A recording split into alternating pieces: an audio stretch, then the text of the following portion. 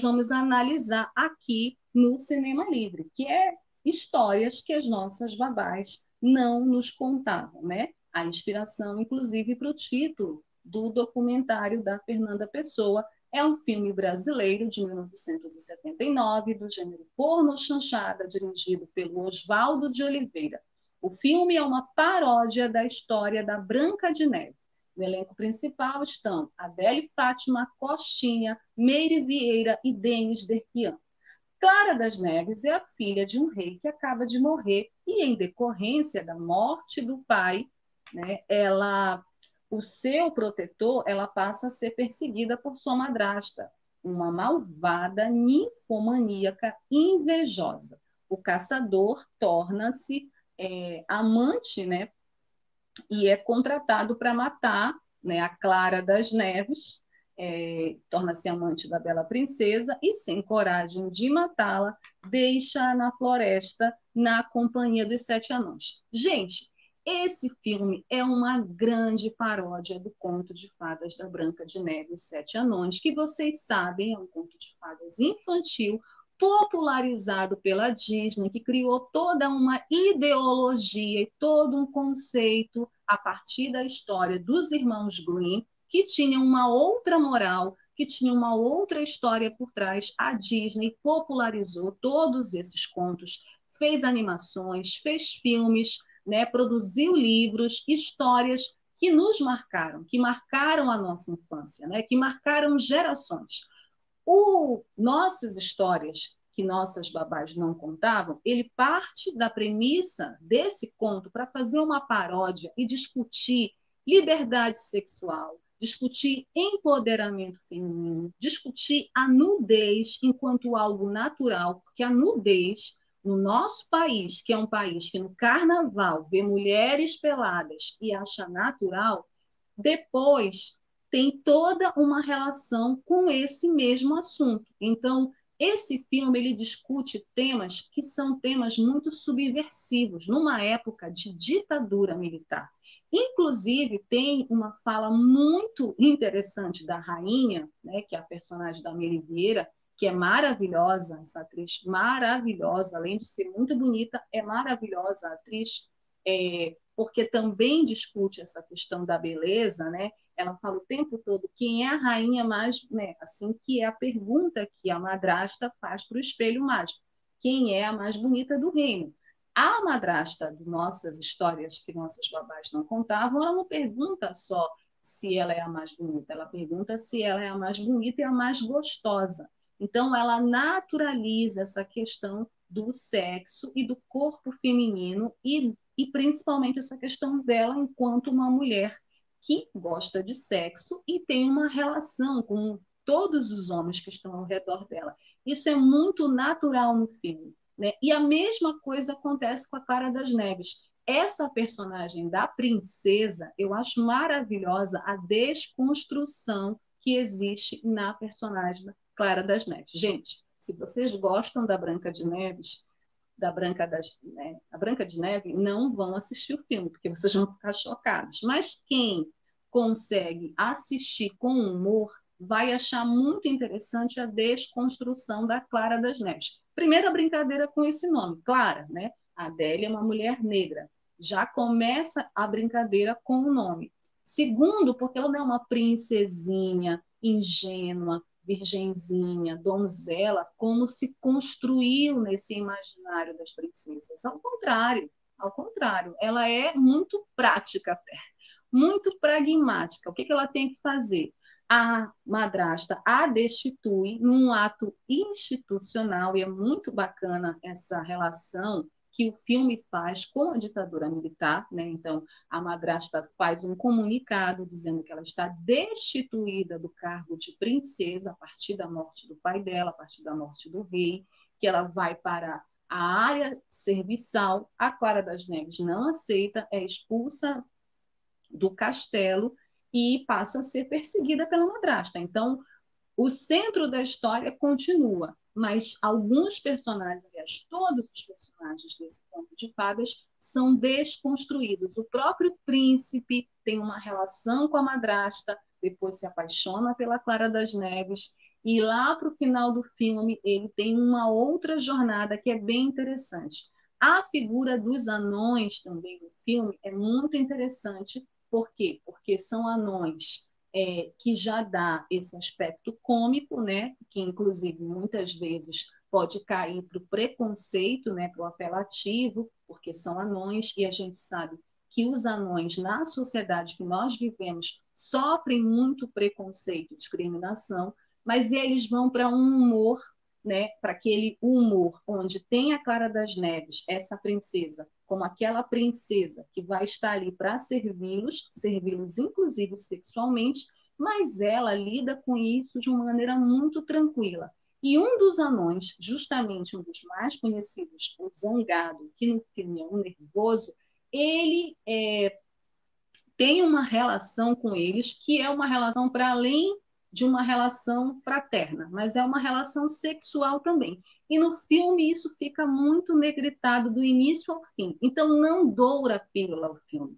O filme não é um filme que trata a sexualidade como algo que é absurda, ao contrário. Eles naturalizam a questão do sexo, eles naturalizam esse debate da nudez. Então, você tem, sim, a Adele Fátima e a Meire Vieira, mulheres bonitas, com nuas, uma boa parte do filme. Você tem homens como o próprio Coxinha. O Coxinha nem tanto, mas você tem homens também que aparecem nus no filme, e isso é naturalizado, porque é uma discussão que é pornochanchada a partir, isso é uma avaliação, claro, minha, né?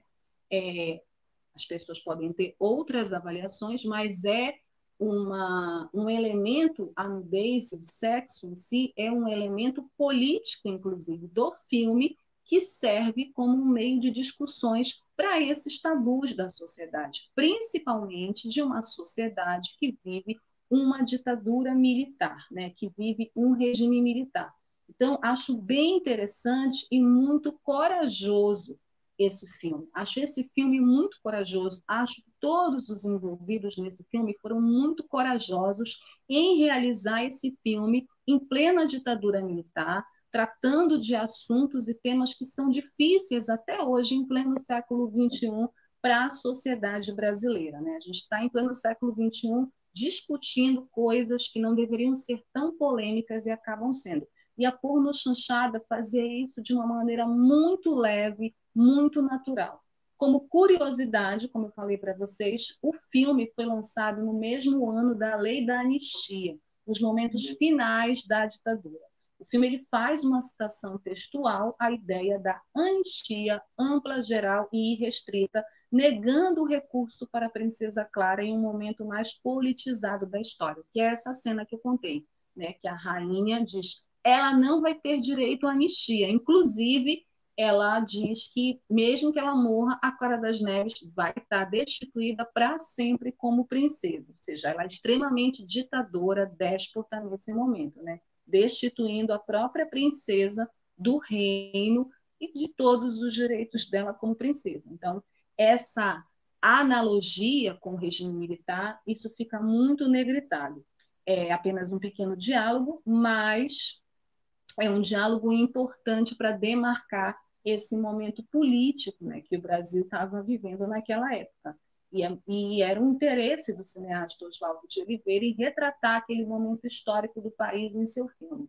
De resto, existe apenas uma preocupação em divertir e subverter os padrões vigentes. É um filme subversivo, exatamente porque ele quebra os padrões, né? Então você não tem uma princesa padronizada, virgem, donzela. Você tem uma princesa que transa e transa mesmo e gosta de transar. Não tem problema nenhum para a Cara das Neves. Você tem uma madrasta que transa e gosta de transar. Não tem problema nenhum para madrasta. E isso também tem a ver com esse padrão de que as mulheres, principalmente naquele período, não gostavam de sexo, que sexo é algo que só os homens gostam de fazer. Isso, infelizmente, ainda é um retrato e uma imagem fruto do machismo da nossa sociedade, né? Que ainda precisa ser quebrado. Muita gente ainda se choca com mulheres que gostam de fazer sexo, com mulheres que, inclusive, seduzem homens porque querem fazer sexo. Então, Essas duas personagens, na minha avaliação, são importantes para quebrar esse padrão com relação à imagem da mulher, principalmente da mulher brasileira. Obviamente que muitas pessoas, principalmente as mais moralistas e conservadoras, e o filme discute muito essa questão do conservadorismo e da moral, né, desse moralismo da nossa sociedade, vão levar para o outro lado, mas isso fica a critério de cada um. Né? Para muitos de seus críticos, as pornochanchadas, como nossas histórias que nossas babás não contavam, eram apelativas, grosseiras e vulgares e se beneficiaram de grande controle à produção cultural e à informação durante a ditadura militar brasileira. Setores mais conservadores e moralistas da sociedade chegaram a organizar campanhas contra a exibição dos filmes e centenas destes receberam cortes dos censores federais, né? Outros, como eu, defendiam que o fato do gênero ter liderado uma fase mercadológica, que foi marcante para o cinema, porque é isso, foi um sucesso comercial, deu muito dinheiro para a indústria do cinema audiovisual, né? Isso tudo faz com que ele também seja um gênero importante, né? Agora, o mais importante é entender a pornochanchada como um marco importante do nosso cinema. Filmes que são interessantes da gente assistir, não só para a gente se divertir, para a gente se excitar, porque os filmes excitam sim. Não vou aqui mentir para vocês, não vou dourar a pílula também. Mas os filmes também podem nos servir para a gente questionar os padrões, infelizmente, ainda vigentes numa sociedade cheia de preconceitos, cheia de ideologias equivocadas e muito machista, conservadora e moralista, como é a nossa sociedade brasileira, certo? Assistam nossas histórias que nossas babás não contaram. Inclusive, a musiquinha no início é super divertida. Eu ia gravar ela para cantar para vocês, mas não deu para gravar. Mas é muito legal porque vai justamente nessa questão do conto de fadas. É como se você estivesse lendo, de fato, um conto de fadas, inclusive narrado, e aí, uma determinada hora, a narradora é interrompida pelas vozes dos homens que não querem ouvir a mesma história, querem ouvir uma história diferente. E é justamente uma história diferente, muito interessante, divertida, cômica, que tem questionamentos importantes da sociedade, erótica também, que conta esse filme. Nossas histórias, nossas babás não nos contaram, certo? Assistam, quem não assistiu ainda, ou reassista, quem ainda quiser reassistir para matar a saudade. E temos o nosso amigo Almir Cesar Filho. Almir Cesar Filho. A pornochanchada era o cinema possível no Brasil da ditadura militar, em plena era da contracultura e em um país da periferia do capitalismo, né? E eu deixei um comentário aí, né? Que vai mesmo um pouco no mesmo sentido do Almir. A pornochanchada é a cara do Brasil moderno e revela e contextualiza de forma hilária muito de nossa sociedade na época. É interessante porque muita gente acha que a pornochanchada... Isso. Muita gente acha que a pornochanchada era um cinema de alienação, né? Que as pessoas assistiam para se alienar. E ao contrário, na verdade... Ele é não só um cinema possível de se fazer numa época difícil, né?